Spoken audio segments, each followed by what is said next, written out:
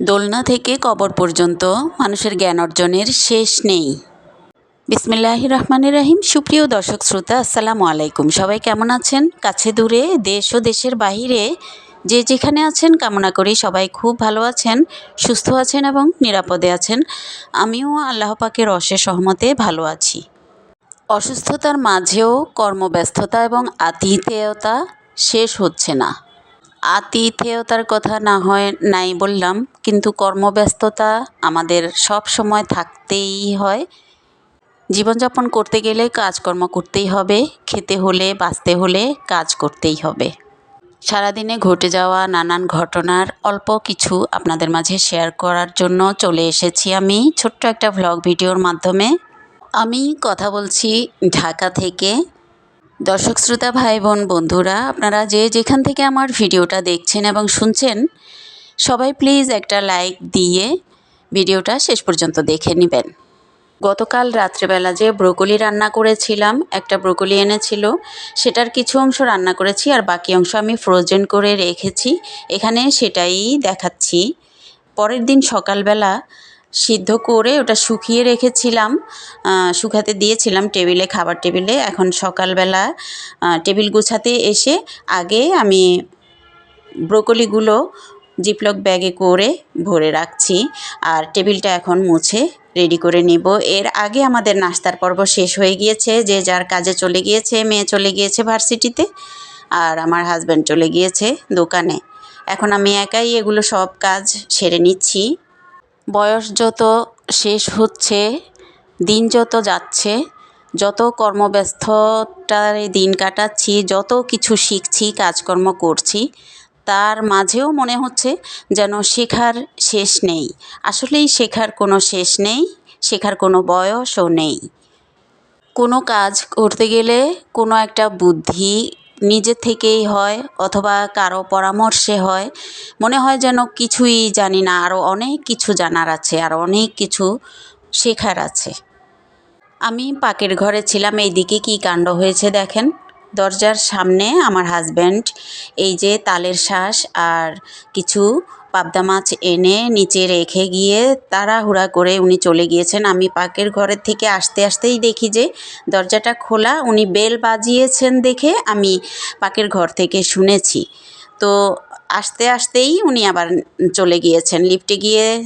লিফটের পর্যন্ত যাওয়া লাগেনি, জোরে জিজ্ঞেস করলাম আর কি দরজা খুলে। তো উনি বললেন যে ওনার তাড়া আছে, চলে গিয়েছেন, এগুলো সামলাতে বলল। তো আমি এখন এগুলোকে কি করব? ভাত তরকারি অবশ্য রান্না হয়েই গিয়েছে। মাছগুলোকে এখন কাটতে পারতাম, কারণ গোসলের আগে মাছ কাটাকাটি করতে আমার, এরপরে আমি আর পারি না। আগেই করে নেই এই সকল কাজ আর ধুলাবালির কাজগুলো। তো রান্নাবাড়া যদিও শেষ, কিন্তু নামাজের টাইম হয়ে আসছে, শীতকাল না, এখন গোসল করতে যাব, সব গুছগাছ করা শেষ। এই মুহূর্তে মাছ নিয়ে এসেছে, তো কাটিনি, আমি ওগুলো ফ্রিজে রেখে দিয়েছি। কাটলে আরও দেরি হয়ে যাবে, নামাজের সময়ের চলে যাবে বা একটু দেরি হয়ে যাবে। তো ঠিক টাইমে আমি নামাজটা আদায় করার জন্য একটু তাড়াহুড়াই করছিলাম। প্রত্যেক দিন প্রায় দিনই দেরি হয়ে যায়। আর এদিকে তালের শাঁসগুলোকে ওই যে বাটিটায় রেখে আমি রেখে দিয়েছি, মেয়ে আসলে ওগুলোকে রেডি করবে, খাওয়ার উপযুক্ত করে নেবে। এর একটু পরেই কিন্তু মেয়ে চলে এসেছিল আর আমি ওগুলো কিছুই এখন সেজন্য ধরিনি।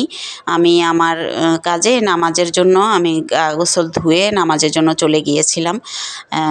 আর এদিকে এগুলো গুছিয়ে রাখছি, কারণ ওরা বাপ বেটি আসলে ওদের ওইগুলো করবে, এই গোছগাছের কাজ, ধোয়া মোছার কাজগুলো করবে না। তাছাড়া আমি গোসলের আগে এগুলো করে একেবারেই শেষ করে যাচ্ছি পাকের ঘরের কাজ।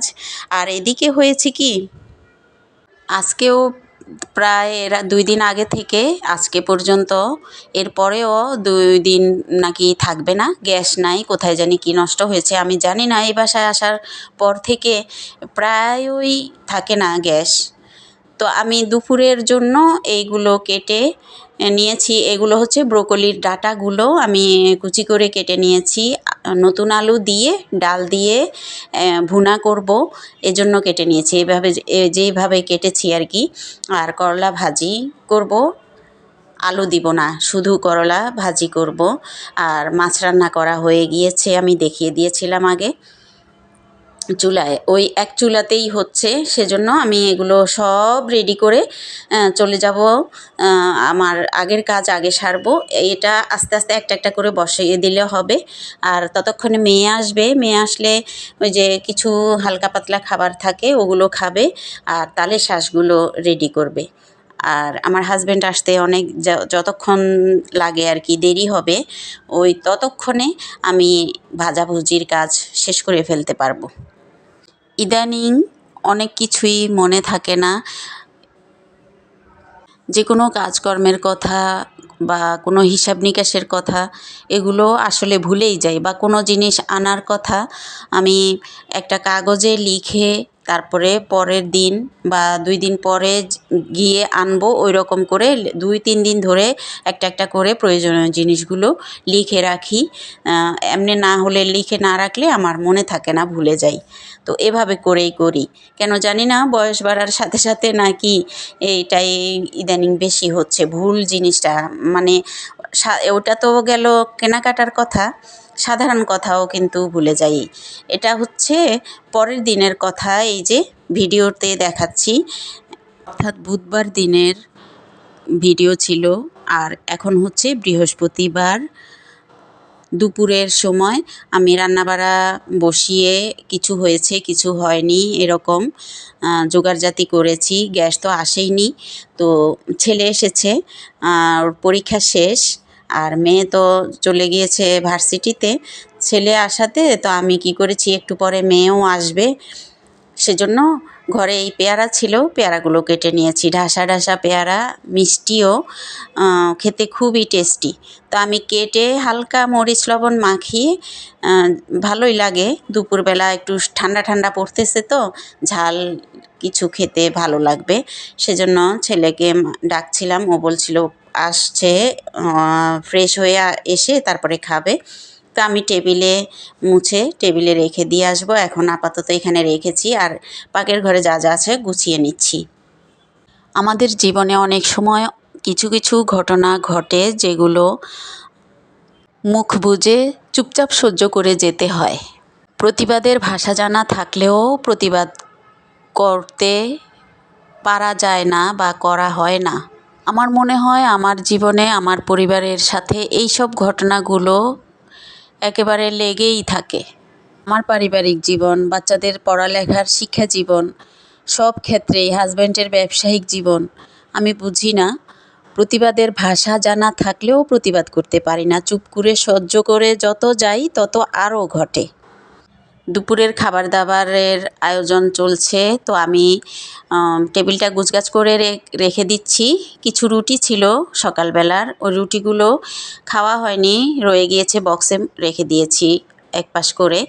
আর টেবিলে ওই যে পেয়ারা কেটে এনে রেখেছি, ছেলে ফ্রেশ হয়ে আসলে ও খাবে, আর একটু পরে তো মেয়েও চলে আসবে।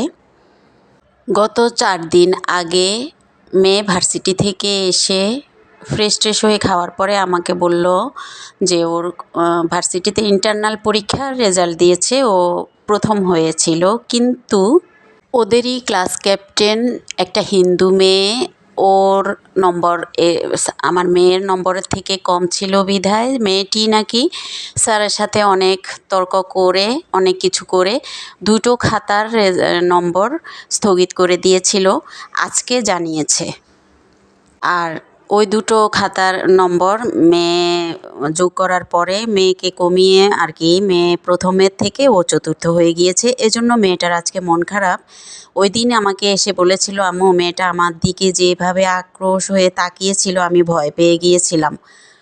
বা আমি মেয়েকে পজিটিভলি বুঝিয়ে মন মানসিকতা একটু ভালো রাখার চেষ্টা করেছি, কারণ যদি কোনো খারাপ মন মানসিকতার মেয়ে হয় ওই মেয়েটা, হিন্দু মেয়েটা, তাহলে আমার মেয়ে কিন্তু পেরে উঠবে না, দরকার নাই যাই হোক। ওই দিন এসে তো বলল যে 2টো খাতার নম্বর পরে বলবে, আজকে এসে বলল যে সব মিলিয়ে ও এখন চতুর্থ আর ওই মেয়েটি এখন ফার্স্ট, প্রথম আর কি। এইদিকে এটা হচ্ছে দুপুরের খাবারের সময়, আমার হাজব্যান্ড আর আমার ছেলেকে আগে খাইতে দিয়ে দিয়েছি, ওদেরকে বেড়ে বাইরে থেকে খাবার আনা হয়েছে। তো আমি আর মেয়ে পরে খাবো। আমাদেরটা এই যে প্লেট আর সাথে বক্স রাখা আছে। আর এটা হচ্ছে সন্ধ্যার আগ দিয়ে আমি কফি খাচ্ছি আর রাত্রের জন্য তরকারি রান্না করছি, মাছ। যাক, এখন পেছনের কথাটুকু শেষ করি। মেয়ে যে গত 2 দিন ধরে রেজাল্ট নিয়ে চিন্তিত, কেন কি ওই মেয়েটা খাতা এবং মার্ক নিয়ে স্যারের সাথে তর্কাতর্কি করেছিল।